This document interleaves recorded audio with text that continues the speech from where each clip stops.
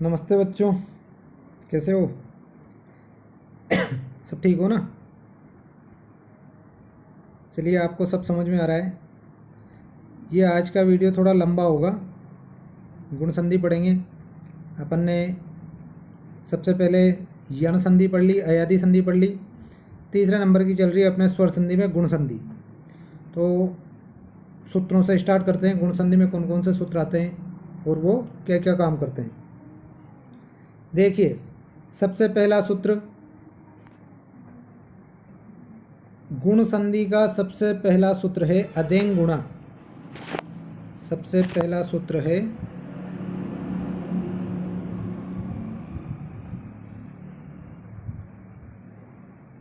अदेंग गुणा। यह गुण वर्णों का संज्ञा विधेयक सूत्र है। गुण वर्ण कौन कौन से होता है, कौन कौन से होते हैं, इस सूत्र से पता चलता है। अदेंग का यदि अपन संधि विच्छेद करें तो होगा अत प्लस एंग। अत का मतलब है अ। अत का मतलब क्या है? केवल अ। और एंग का मतलब एंग प्रत्याहार। और एंग प्रत्याहार कैसे बनता है? ए ओंग। इसमें से इसको नहीं लेते तो क्या बचेगा? ए और ओ। तो यह सूत्र क्या कहता है अदेंग गुणा? कि अ ए ओ इन तीनों को गुण वर्ण कहते हैं। अ ए ओ को गुण वर्ण कहते हैं। मतलब जहाँ भी अपन गुण संधि करेंगे वहाँ पर अ ए ओ ये तीनों ही वर्ण आएंगे। ठीक है, देखिए इसका। तो देखिए, अदेंग गुणा, इस सूत्र की व्याख्या अत यानी कि अ और एंग यानी कि ए और ओ को गुण वर्ण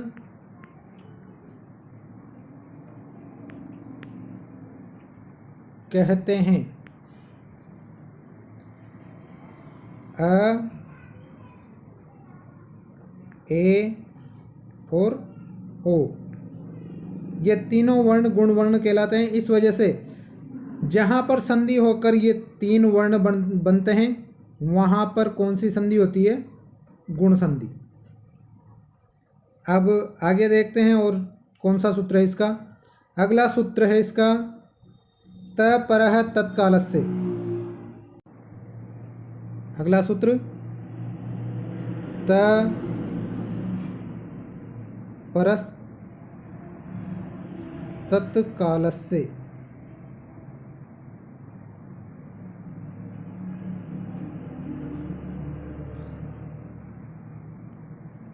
इसका मतलब क्या है कि जिसमें त आ रहा हो उसके पर यानी बाद का और पहले का जो वर्ण होता है वह केवल स्वयं के उच्चारण का ही बोध कराता है। वह केवल स्वयं के उच्चारण का ही बोध कराता है। जैसे अपन ने लिखा है अदेंग, तो यहाँ पर संधि विच्छेद करेंगे अत प्लस एंग। पहले के सूत्र में लिखा था अदेंग गुणा। यहाँ पर अ के पीछे त आ रहा है तो ये त क्या कहता है कि आगे वाला जो अ है और पीछे वाला जो एंग यानी ए ओ है वह केवल स्वयं का ही बोध करा रहा है। यहाँ पर अ का मतलब केवल अ ही है। अ के तो वैसे 30 वेद होते हैं परंतु यहाँ पर अ का सारे 30 वेद ना मान के केवल ऋष्व अ ही मानते हैं। ए और ओ का मतलब केवल ए और ओ ही है। जैसे इनके 18 भेद होते हैं लेकिन 18 नहीं है, यहाँ पर केवल एक ही ए और ओ इन्हीं को मानेंगे। तो त पर तत्कालस्य का मतलब क्या है कि जो त वर्ण आता है, जैसे इसमें त है, वह त वर्ण स्वयं से पहले का और अपने से बाद आने वाले वर्णों के केवल उन्हीं उच्चारण का बोध कराता है जो वहाँ पर दिए गए हैं। यहाँ पर अ दिया गया है, यहाँ पर ए और ओ दिया गया है। तो इसकी व्याख्या करते हैं।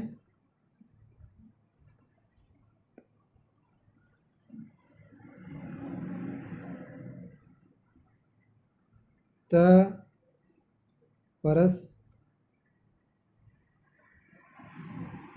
तत्कालस्य, त परस तत्कालस्य, जिस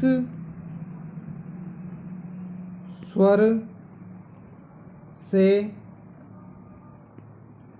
परे यानी कि बाद में तकार, तकार का मतलब तकार हो तथा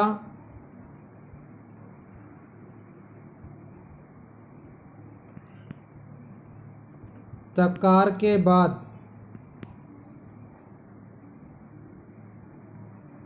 जो स्वर हो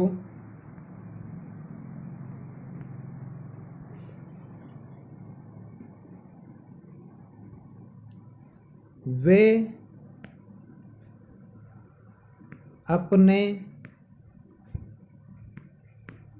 समकाल, समकाल यानी जो लिखा हुआ है उसी का, समकाल का ही बोध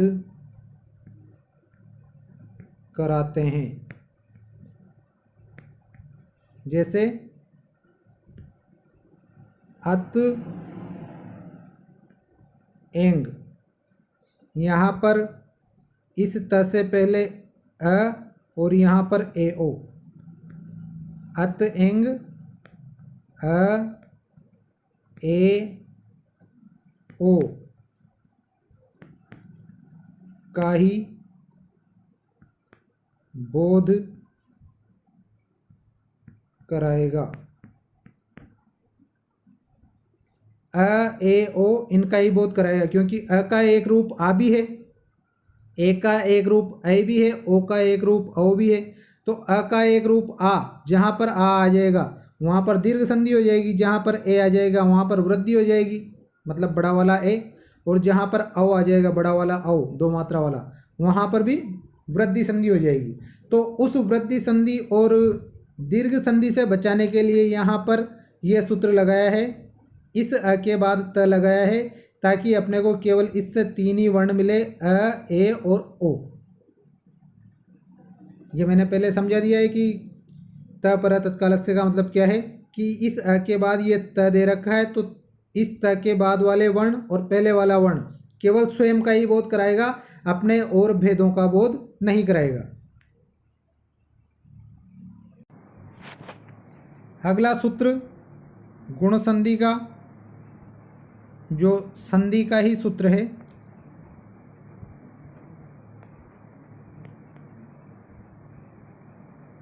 आद गुणः, आद गुणः यह कहता है कि यदि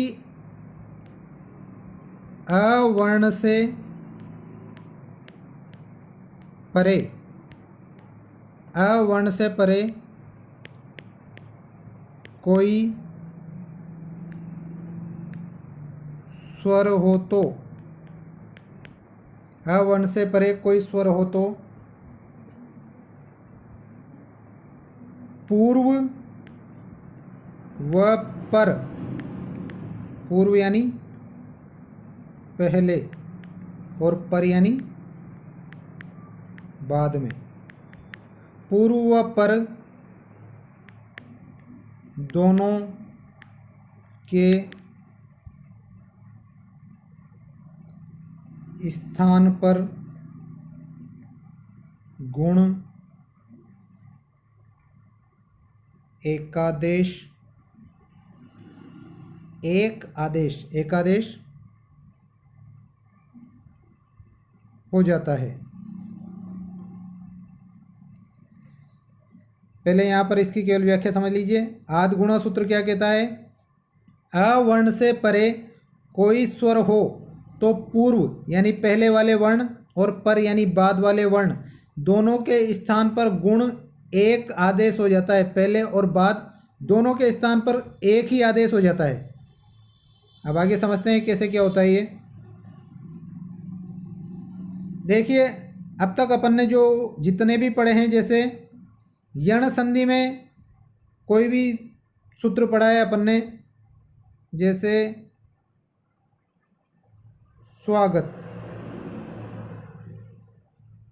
इसमें क्या था, सु प्लस आगत ये था। तो यहाँ पर ऊ को अपन ने औ कर दिया था और पीछे वाला आ ऐसा का ऐसा ही था।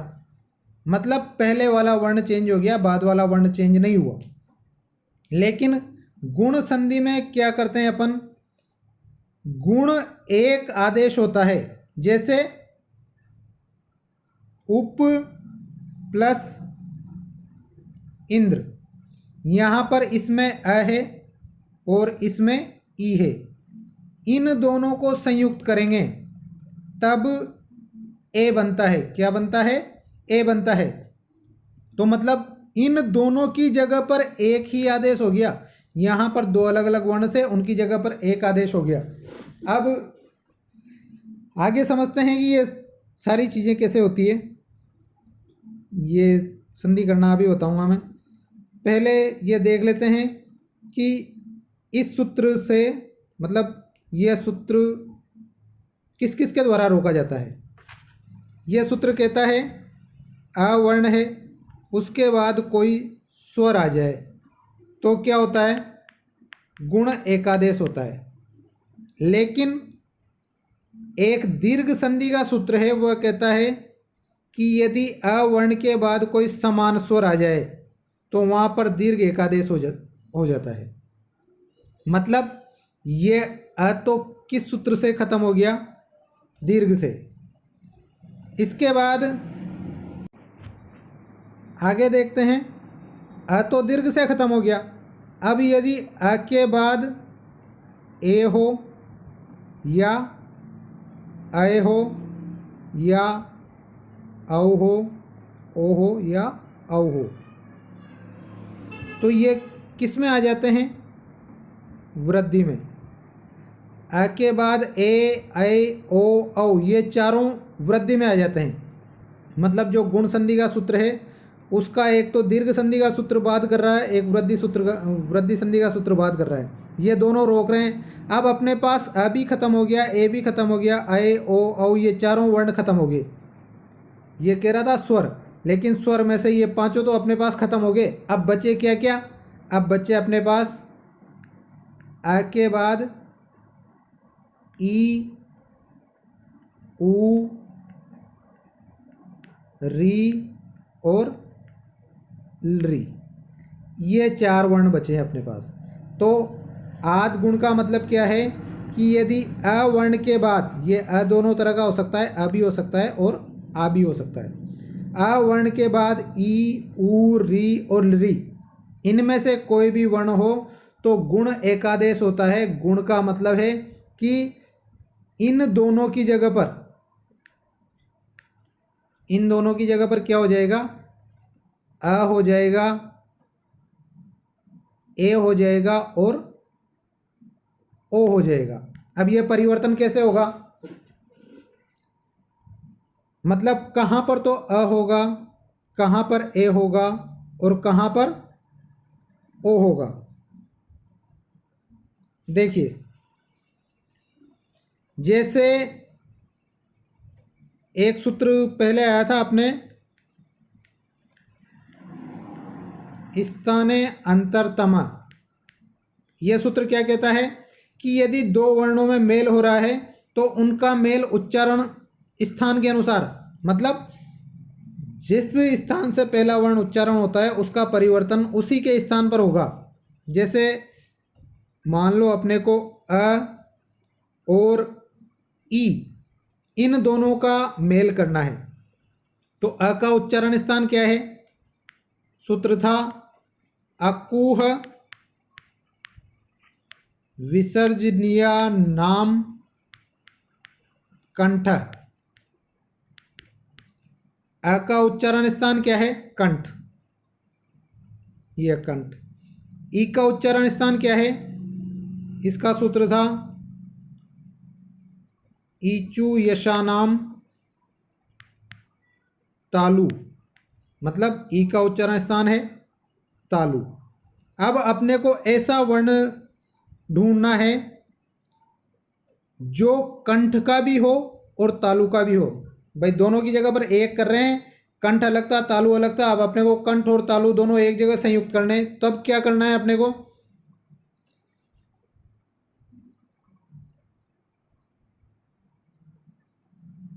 ए दे तो कंठ तालु, यह सूत्र था। और यह सूत्र क्या कहता है कि ए और ऐ इसका उच्चारण स्थान कंठ और तालु है। अब फिर अपने पास दो स्वर आ गए, एक तो ए भी है और एक ऐ भी है। तो अपन क्या करें, इन दोनों में से कौन सा सेलेक्ट करें? तो अपन ने अध्ययन गुणों में पढ़ा था कि गुण वर्ण केवल 3 ही होते हैं, ए, अ, ए और ओ। तो कौन सा ए आ रहा है यहाँ पर? छोटा वाला ए। तो अ और ई मिलके क्या हो जाएगा? ए हो जाएगा। कौन से सूत्र से? स्थाने अंतरतम से। अगर थोड़ा फास्ट लगा हो तो इसको रिवाइज करके देख लेना, दोबारा बेक करके, और इसको दोबारा देख लेना, समझ में आ जाएगा।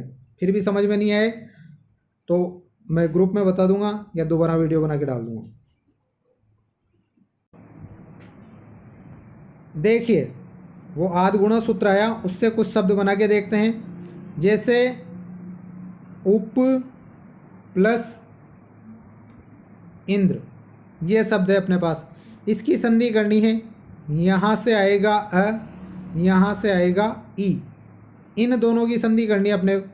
इधर क्या बच जाएगा? उप, अ और ई, इधर क्या बच जाएगा? इंद्र। अ किस जगह का है? कंठ। और ई किस जगह का है? तालु। तो कंठ और तालु से उच्चारण होने वाला गुणवर्ण कौन सा है? ए। कंठ और तालु से उच्चारण होने वाला गुणवर्ण है ए। ए दे तो कंठोष्टो, इस सूत्र से आप संयुक्त करेंगे। यहाँ पर एक आदेश हुआ है, दोनों की जगह पर एक आदेश हुआ है, तो ये ई पीछे बचाना नहीं है अपने को, इसमें मिल गया ये। उ प आधा, एक ही मात्रा लगी, उपे, और पीछे का इंद्र, क्या बना? उपेंद्र। पहला ये। अगला देखते हैं, महा प्लस इंद्र।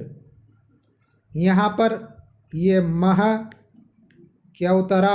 आ प्लस ई और पीछे इंद्र, आ ई, वही आ का उच्चारण स्थान भी कंठ, इसका तालु क्या बनेगा? कंठ तालु से गुणवर्ण ए।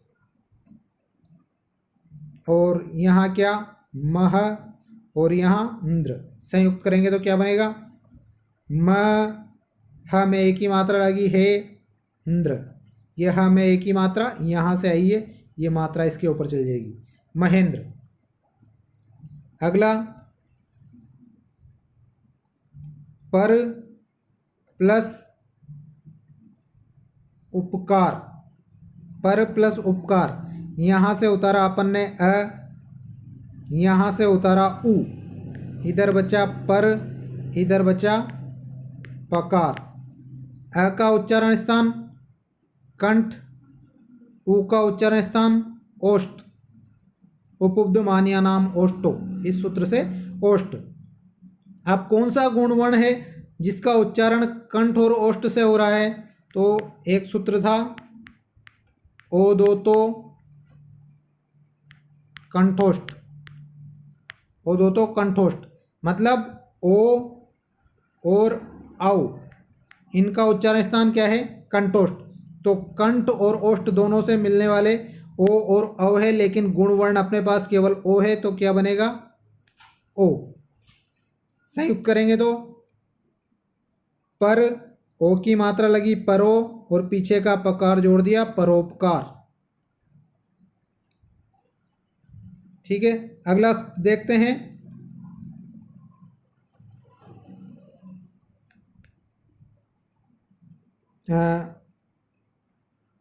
गंगा प्लस उदकम वही है। यहाँ पर तो गंग बच गया, क्या उतारा, आ प्लस उ और दकम, आ उ वही है कंटोष्ट, तो क्या हो जाएगा कंटोष्ट का ओ, इधर गंग इधर दकम संयुक्त करेंगे तो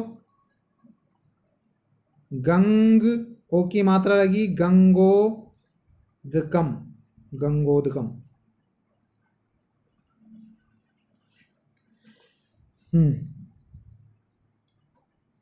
अगला बड़े ऊ से देख लेते हैं। गगन प्लस ऊर्ध्वम, यहाँ से अ उतारा, यहाँ से उ उतारा, दोनों को करना है। इधर क्या बचा गगन न आधा, इधर क्या बचा ऊर्ध्वम, संयुक्त करेंगे तो दोनों के स्थान पर गुण एकादेश होगा। अ और उ कंठ और ओष्ठ, तो कंठोष्ठ का क्या है गुणवर्ण ओ, संयुक्त करेंगे गगन, आधा था ओ की मात्रा मिल जाएगी गगनो, पीछे ध्वम गगनोर्ध्वम, ये गगनोर्ध्वम। और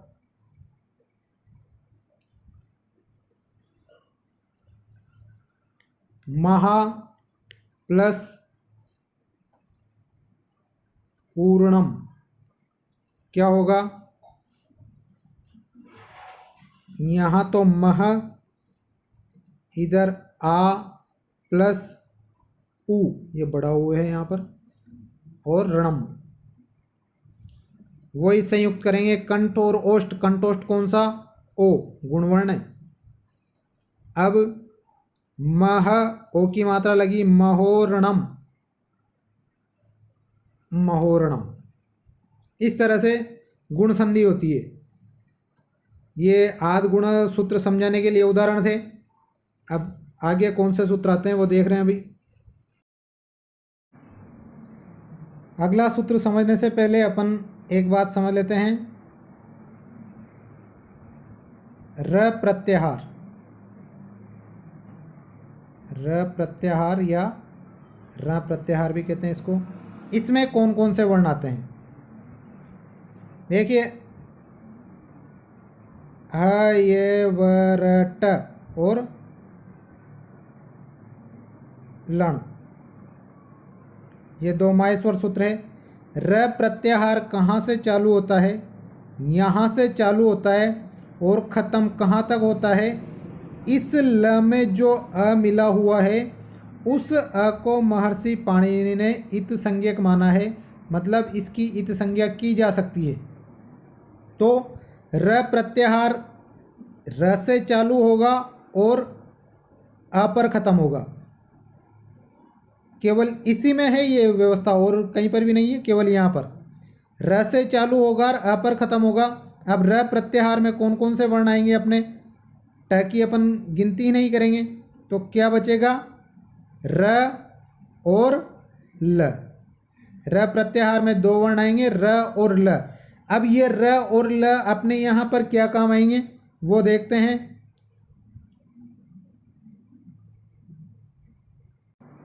ये देखिए र प्रत्याहार और इसमें आता है र और ल।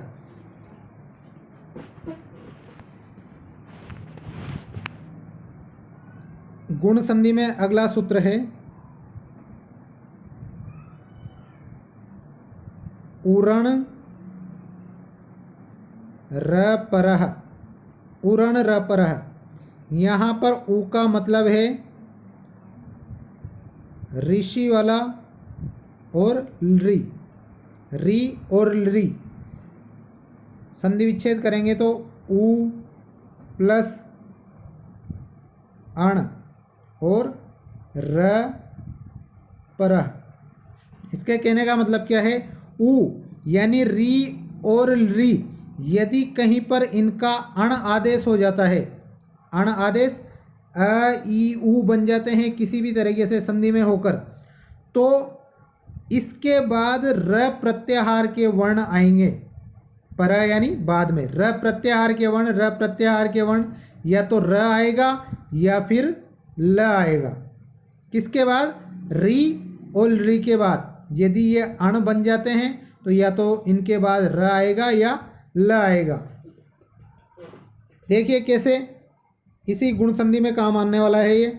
यहाँ पर ये समझ लेना कि ऊ का मतलब री और री है, ऊ अण र पर है। जैसे एक शब्द है देव प्लस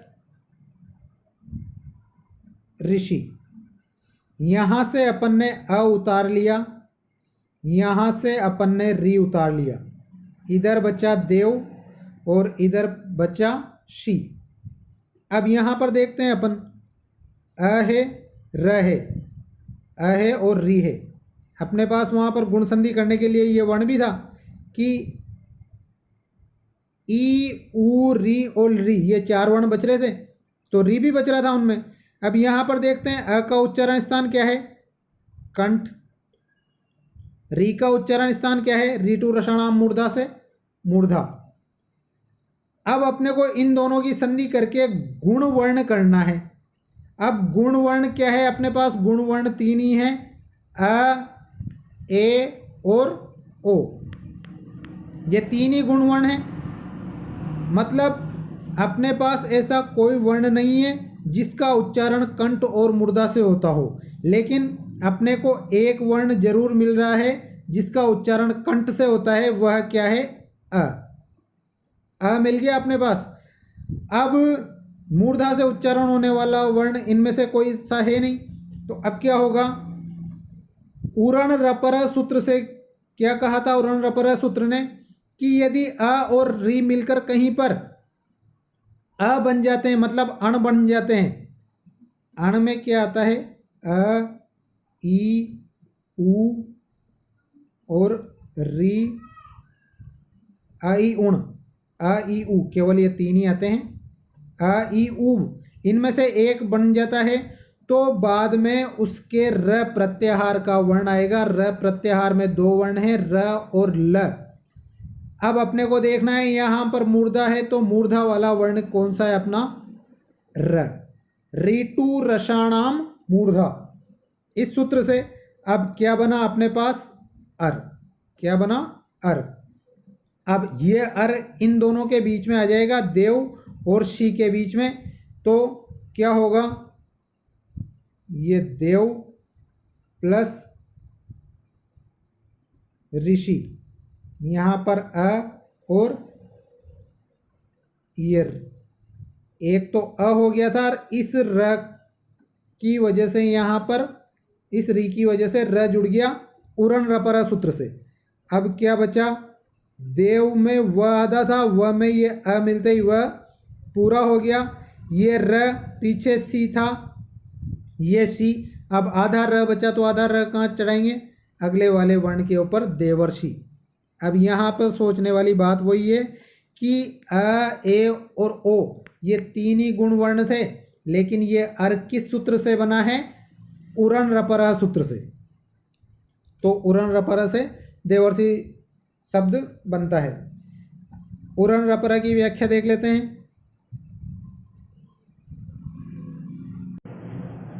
देखिए उरण रपरा की व्याख्या, यदि ऊ का मतलब बताया था मैंने, री और री। यदि री और री कहीं पर अण यानी अ, ई, ऊ में बदलते हैं तो ये अण हमेशा बाद में र र प्रत्याहार का वर्ण। अब र प्रत्याहार का वर्ण कौन कौन सा है? र या ल। वर्ण लगाकर ही प्रयुक्त होंगे।